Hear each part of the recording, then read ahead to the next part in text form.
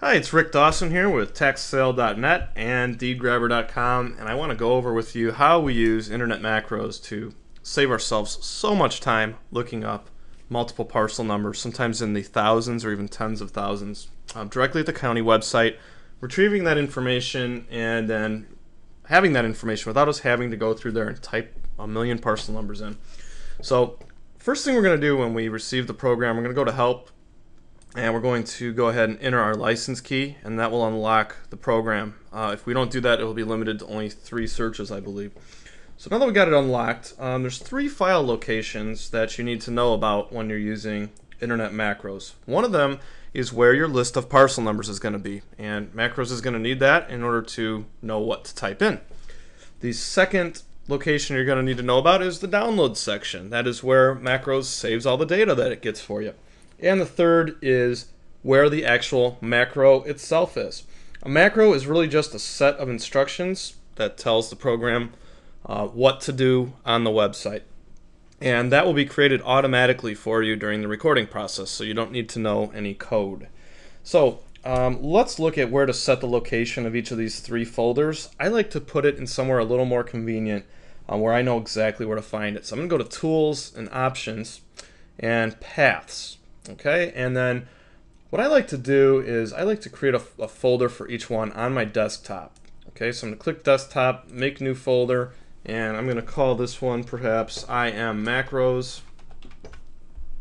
Okay, and for my data sources, I'll do the same thing. Desktop, make new folder. How about data sources? This is where I'll place my files for it to read the parcel numbers from. And finally, downloads, I will go to make a new folder, downloads. And this way I know exactly where everything is. It's a lot easier. So I'll click OK and I'll be all done with that part. You're only going to have to do this one time when you get your program. So now we're going to get into setting up a particular macro for a particular county. Once you've done those steps just now, you don't have to do those again. So let's look at a list that we might want to run. And it's going to have a column of parcel numbers. We're almost always going to want to use the parcel number to look up the property. It's much more precise than an address or something else like that. So here's a typical list that you might get from your county. And as you can see, this is really hard to analyze to see what you're going to want to do with any of these properties. You don't really have much to go on at all. You don't even have an address. All you have is a property ID, the owner's name, and maybe what the bid is going to start out at, and the legal, which really doesn't do us any good for doing research. So what we're going to want to do with this list, let's get the owner's name and address in case we want to contact them about the property. And let's get some other items about the property, maybe the assessed value. What else might we want? Property type, like whether it's land or improved, and maybe like the size of the lot, size of the improvements, something like that. So that's what we're going to want to add to our list over in this section. So let's start by taking this list of parcel numbers right here. Let's put that in its own spreadsheet. So we're going to highlight that column, we're going to copy, we're going to start up a new spreadsheet, and we're going to paste it. Now first thing we want to do is get rid of this column header here. So we click on the row and we'll delete it. And here's a neat list of all the parcel numbers that we want to run through Internet Macros. All we have to do now is save this file, but we have to do it in a particular way. We need to save it as a CSV file, comma delimited, and we want to pick a name for it so we'll be able to identify it later. This is for Lake County, Indiana, so I'm going to call it Lake Parcels. And we want it to be in the folder that we just created for data sources. So I put that on my desktop. I called it data sources. And we should be good to go. Let's save it there. And anytime you save CSV files, it's going to give you these alerts afterward. Just click yes for all those. And go ahead and close it down. So we have our data source file done. That wasn't too bad. Now we need to create our macro. So let's open up Internet Macros once again and get going in there. Okay, so here we are back at the Internet Macros program, and to a large extent this part right here is just like a regular web browser. So let's find the county website for what we want to look up. So we can go to Google, for example, Lake County, Indiana, assessor, property information, for example. Oops, mistyped that. But here it is. And let's do some guest access. Now before we record anything, let's poke around and identify where everything is that we're going to want to try to pull. So again, in this example here, we're going to want to pull owner name and address, property type, assessed value, lot, square footage and acreage, and improvement square footage. And you can certainly pull anything that you like beyond that, but just to keep it simple, we'll just pull a few things. So what I have on that list is old parcel numbers. And let's type in a sample parcel number just so we can get familiar with the site. And I'm just going to use this one that they actually have right below the field here. Oops. Okay. So here I am in the site. I see that the owner name and address is right here for me, right on the front page. Actually, we'll pull the property address too. That would be a good thing. And that's right here. Parcel numbers here. What else do we need? Property type is right here. Assessed value, lot size, and improvement size. Let's see. Assessed value, yes, we have that right here. Actually, that's right at the top, current total value. Now, as far as the land, we'll go over to land, and we see that we have an acreage listed right here. So that's where we're going to have to go to get that. And how about improvements? And here is where all the improvements are located. Usually it's not going to be broken down into this many things. We're mostly going to be looking at non-commercial properties like this. But now we have an idea where we need to go on the site to retrieve all these things. And we will go back to the beginning again where we started.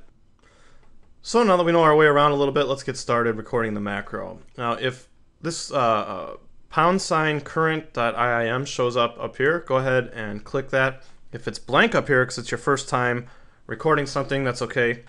Click on the record tab and the record button. Now we're going to click on the field here and we're going to enter a sample parcel number.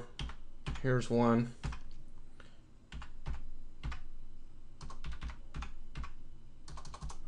And we're going to click go. Now, as we remember, this page had a lot of what we wanted. We're going to click the extraction wizard and this little screen's going to come up.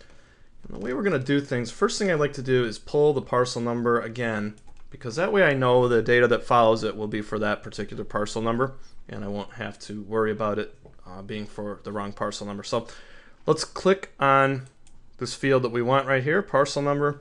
And what we're going to have to do each time we get data is we're going to have to go here and we're going to have to replace that data that shows up in this ATTR box with a star, as the instructions say right here. And we'll click the Find Position button and we'll add the command. And then we'll move on to our next piece of information that we want. We'll get the parcel address and replace it with a star. Find Position, add command. Owner name,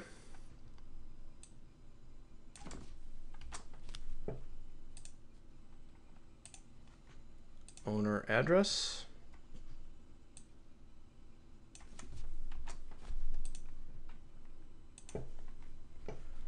property type,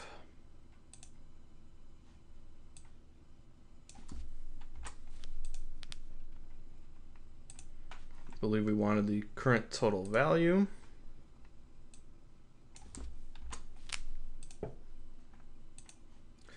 And I think that was everything that we wanted from this page. So we will close the extraction wizard. And now we can again navigate on the site. And we will go to land. And we wanted the lot size, or actually, I guess we could choose whether we wanted the square footage or the acreage for the lot. Let's just do acreage in case there's some land in this list. So again, extraction wizard. Click on the acreage amount. Put in the star. Find the position. Add the command. And that was it for this page. And we wanted to see how big the improvements, the home was. And so we will, again, open the extraction wizard, click on that square footage that we want to pull, put the star, find the position, add command, and close. And now we'll just navigate back to the beginning again. And that's all there is to it to record the macro. We're going to click stop. And now we've got a little bit more modifications to do on the macro. It just takes a few seconds. Okay, now we need to just make one really quick fix to the macro. And in order to edit the macro directly, what you do is you go to Edit and Edit Macro, and then Notepad should show up with the macro written in there. And don't be scared by all this code right here. There's just a few things that we're going to look for that will allow us to edit it, and it's really not a big deal. What we're going to do at this stage, we want to go throughout this macro and look for any lines that start with URL go to equals, and we want to take those out. So we'll highlight that whole thing. We'll take it out, and I don't see any more in here. So we will save and close this down. And now we're ready to give this a trial run. So we will go to the play section. We will highlight the macro here name, which is still pound current.iim, and we'll hit play. And as we watch it go, it will give us pop-ups to let us know what it's extracting, and that's the proper parcel number, the proper parcel address, owner name, owner address, property type, assessed value, and now it's going over to the land, and that is the proper acreage, and the proper improvement square footage, and it takes us back to the beginning. So that's perfect. We know that we recorded the macro right. And now it's time to change the macro around just a little bit so that it will start drawing from our parcel number list and do several hundred to several thousand searches for us without us having to type in those parcel numbers. So once again, we'll need to edit our macro by clicking the Edit tab and Edit Macro.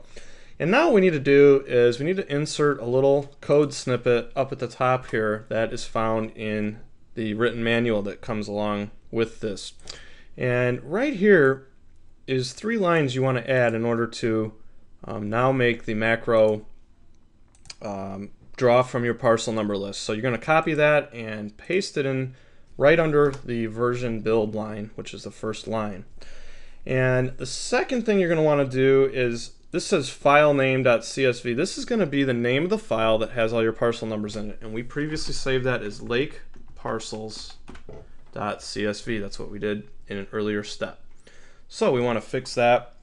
The next thing that we want to do, we want to look for where we typed in the parcel number and when we did our sample. And as you can see right here, content equals 26.34. This is the parcel number that we typed in.